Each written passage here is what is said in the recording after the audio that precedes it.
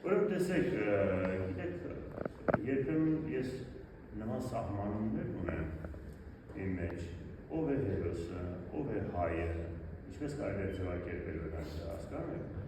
Հետո ես կգամ ով է հերոսը և ինչու է նա հերոս։ Եթե նա չմահանար, նրա մեջ արդեն այդ հերոսական բանը կար։ Դա հայրենասիրություն պրոպագանդելը չի, բարձրաձայն երգելը չի հայրենիքի մասին։ Գևորգը ապրել է ստանվել նա Բեյրութում և ճիշտ է հայկական շրջանակների շրջապատում մեծացել, բայց նաև արաբական աշխարհի հետ է շատ առաջվել։ Նա չէր ուզում, անգամ որևէ տեղ, եթե ավելի լավն էր իր աշխատանքից, նա լավ մասնակից էր, լավ հաշվապահ ուներ այդ տաղանդը ներքին, լավ կրթվել էր։ Փոքր ժամանակվանից նա արդեն այդ հայկական ֆենոմենի հետ, որ հայը պետք է պայքարի իր հայրենիքի համար, իր ազատագրված լինելու համար, դա իր մեջ կար, բայց նա չէր ասում դրա մասին։ Նա լավ գումարներ էր ստացել դուրսը և հավաքելով եկել էր Հայաստան։ Դուք պատկերացրեք Հայաստանում գտնվեցին, այսինքն դա զարմանալի չէ, որ գտնվեցին, այնպիսի սերիկաներ, որ խաբեցին նրան և այդ գումարները մի խոսքով գողացան,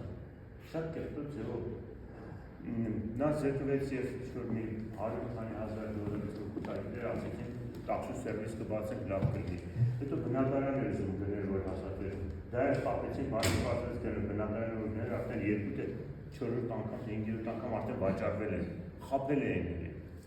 Եվ ինչ-որ մեկին էլի գումարով թե օգնել, ինչ են դրա փոխարեն ինչ-որ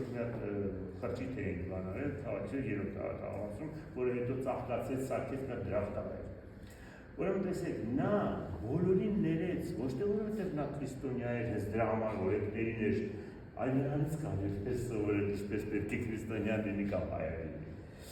Նա հերոսությունը սկսում էր այդ քայլերը, այսինքն հերոսը նա է, ով կարողանում է իր մեջ իր բոլոր թերությունները հաղթահարել։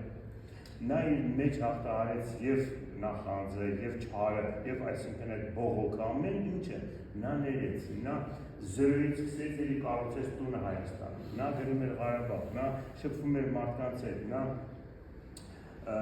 սիրում էր այն հայերին, ընտրում էր, որտեղ իր տեսակն էր այդպիսի, ամեն մեկ իր տեսակն է ընտրում գտնում և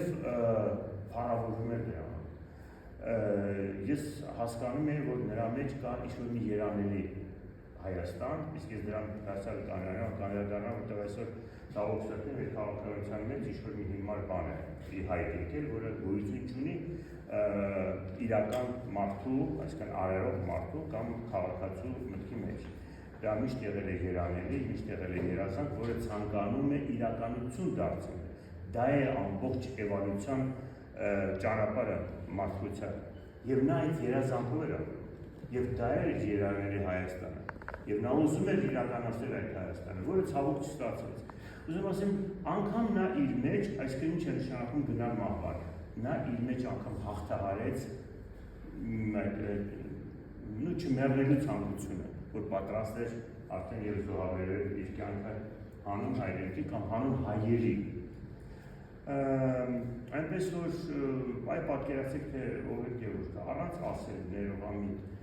հայրենասեր իսկապես հայրենիքի մասին չբարձրաձայնող, բայց իր կյանքի ձևով ապացուցեց, որ իրական հերոսը այսպիսին է լինում։ Իսկ ինչ վերաբերվում է հային, իսկ հայը նա է, որի պաշտամունքը իր կատարելությունն է, կամ իր տեսակի կատարելությունն է։ Եվ բնականաբար իր համար այդ կատարյալ կերպարները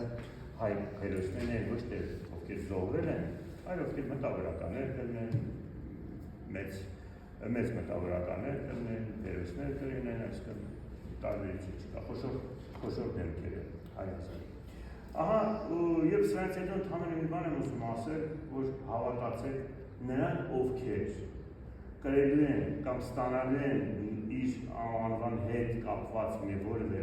փոքրիկ պարգև, դրանց սերտորեն վերաբերվեք, որովհետև դրա հետ կապված է այս նման մի անձնավորությունը։ Դուք էլ այդպես եղեք։ Մի ցույց տվեք, մի խոսեք հայրենիքի մասին, ձեր մասին մտածեք, ձեր անձը կատարելագործեք, ձեր ներքին թուլությունները հաղթահարեք, բայց չզոհվեք երբեք, իհարկե, որովհետև անելիք շատ կա։ Մենք դեռ շատ անելիք ունենք եւ շատ անելիքներ մենք դեռ չգիտենք թե ինչպիսի դեռ փորձություններ են մեզ սպասում, այնպես որ պահպանենք ձեզ, կրթվեք եւ հաջողակ եղեք։ Ընդհանրապես